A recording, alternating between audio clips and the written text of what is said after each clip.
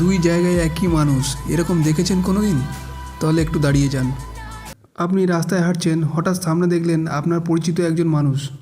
আপনি চোখের পলকে তাকিয়ে আছেন, কিন্তু ঠিক সেই মুহূর্তে ফোনে খবর এলো যে মানুষটা নাকি অন্য জায়গাতেও দেখা গেছে।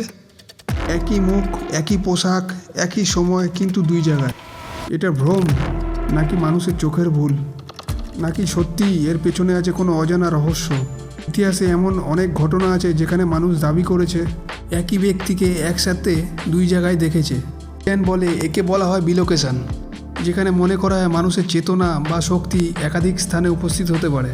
অন্যদিকে মনোবিজ্ঞান বলে চাপ, ভয় বা মানসিক ক্লান্তির কারণে আমাদের মস্তিষ্ক কখনো কখনো একই মুখকে ভুলভাবে আলাদা জায়গায় কল্পনা করে।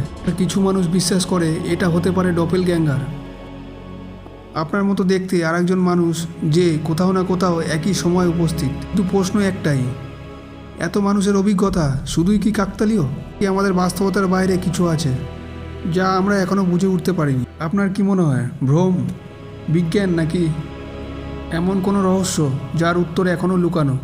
কমেন্টে জানাবেন, আর ভালো লাগলে চ্যানেলটাকে সাবস্ক্রাইব করবেন।